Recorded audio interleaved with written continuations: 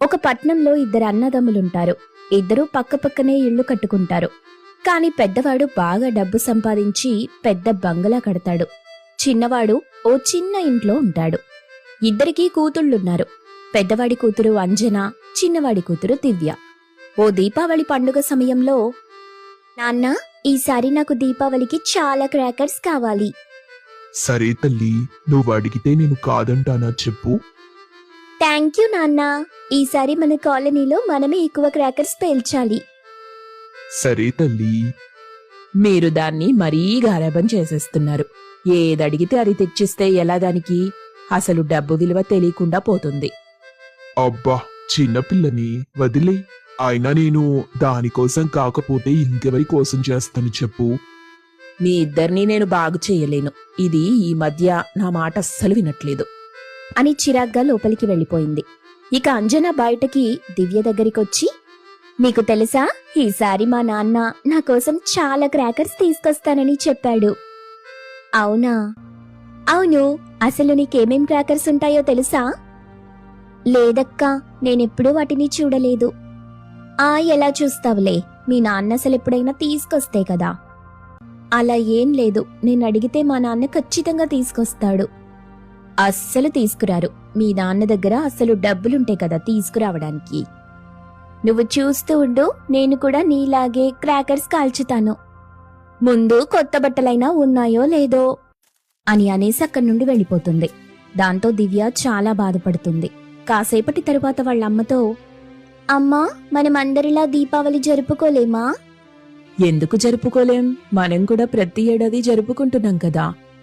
అలా కాదమ్మా, ఎప్పుడూ మనం దీపాలు మాత్రమే పెడతాం. ఒక్కసారి కూడా టపాకాయలు పేల్చిందే లేదు. దివ్య, ఇప్పుడు టపాకాయలు పేల్చకపోతే ఏమవుతుంది చెప్పు? అక్క చూడు, పెదనాన్నతో చెప్పి ఎన్ని టపాకాయలు తెప్పించుకుందో. తనొచ్చి మన దగ్గర డబ్బులు లేవని అంటుంది. దీపావళి అంటే టపాకాయలు మాత్రమే కాదురా. నాకదంతా తెలీదు. నువ్వు కూడా నాన్నతో చెప్పి నాకు కొత్త బట్టలు, టపాకాయలు తీసుకురమ్మను అని ఏడుస్తూ పడుకుంది. దివ్య అమ్మ మాధవికి ఏం చేయాలో అర్థం కాదు. దివ్యకి ఎలా నచ్చ చెప్పాలో తెలియలేదు. దివ్య నాన్న సునీల్ రాగానే, సునీల్, దివ్య ఈరోజు ఏడుస్తూ పడుకుంది. పాపం, దాని మనసు చాలా బాధపడినట్టుంది. ఏమైంది? ఎందుకు ఇచ్చింది?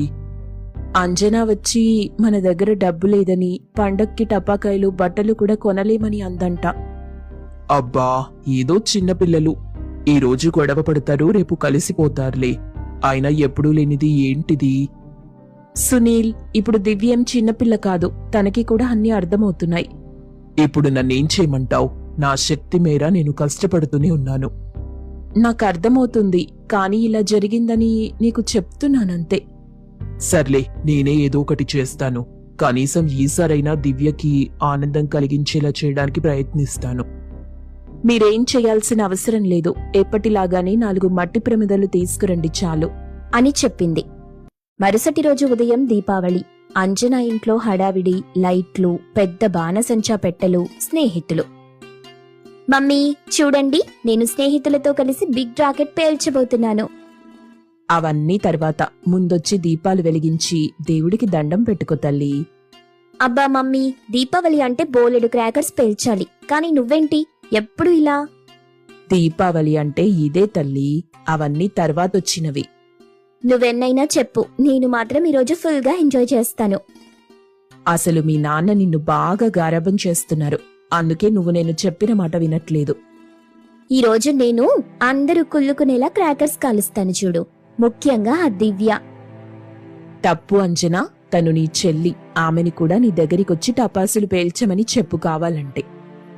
నో వే, నా క్రాకర్స్ తనకు అస్సలు ఇవ్వను అని పొగరుగా అంది.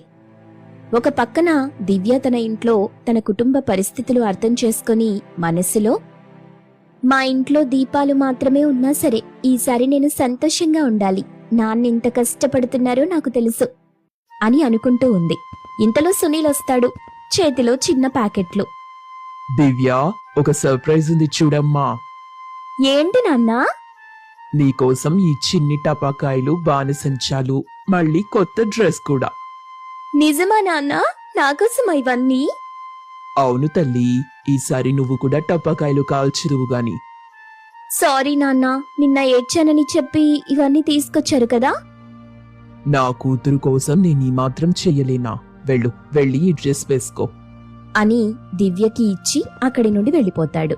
వెంటనే నిఖిత, సునీల్, నువ్వెక్కడి నుండి తెచ్చావు ఇవన్నీ? కొన్ని పాత వస్తువులు ఇచ్చేశాను, కానీ మన దివ్య నవ్వు వాటికంటే విలువైంది కదా. అవును, కానీ మనం దివ్యకన్నీ చెప్పి పెంచాలి సునీల్. పోనీలే నిఖిత, చిన్నపిల్ల, అందరిలా పెద్ద పెద్ద ఆశలేం లేవు తనకి.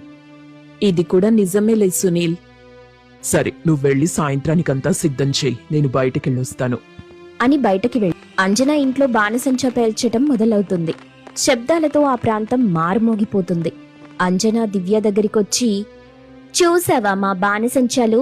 నువ్వెంత పెద్దవి కాల్చగలవా? ఆహా లేదు, కాని మా నాన్న కూడా నా కోసం బోలెడు టపాకాయలు తీసుకొచ్చారు. అవునా? ఏది చూపించు. ఇదిగో ఇవే. ఏంటి ఇవా? ఇవి నేను 5 నిమిషాల్లో కాల్చేస్తాను తెలుసా. పర్వాలేదు, నాకివే ఎక్కువ. మా నాన్న నా మీద ప్రేమతో తీసుకొచ్చారు. ప్రేమతో టపాకాయలు పేలవురా, డబ్బుతోనే వస్తాయి అని ఆమెని తక్కువ చేసి మాట్లాడింది అంజన. ఇక సాయంత్రం అయింది. అంజనా, ఉదయం నుండి నీ అల్లరి మరీ ఎక్కువైపోయింది. కనీసం ఇప్పుడైనా వచ్చి దీపాలు వెలిగించి ఇంటి చుట్టూ పెట్టు. నేను రానమ్మా, నేను క్రాకర్స్ పేల్చుకోవాలి.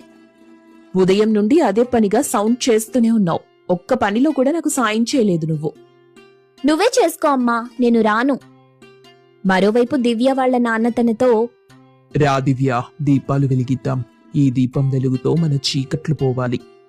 దీపావళి అంటే ఇదేనా నాన్న? అవును తల్లి, ఈ రోజు చెడుపై మంచి గెలిచిన రోజు. అందుకే చెడు అనే చీకటిని పోగొట్టడానికి ఇలా దీపాలు వెలిగిస్తూ ఉంటాం. చూడు పాపా, దీపావళి అంటే దీపాల వెలుగు, సంతోషం పంచుకోవటం. సరే నాన్న, ఈ దీపం నేను అక్క ఇంటి గుమ్మం దగ్గర కూడా పెడతాను. అలా ఎందుకమ్మా? ఆమె ఇల్లంతా కరెంటు దీపాలు పెట్టింది, కానీ ఇలాంటిది ఒక్కటి కూడా లేదుగా అని దివ్య ఆ చిన్న దీపాన్ని తీసుకుని అంజన ఇంటి గుమ్మం దగ్గర పెట్టింది. చూడు అంజనా, దివ్య నీకంటే చిన్నది, ఆయన చక్కగా ఎలా దీపాలు పెడుతుందో మనింటి ముందు కూడా పెట్టింది చూడు.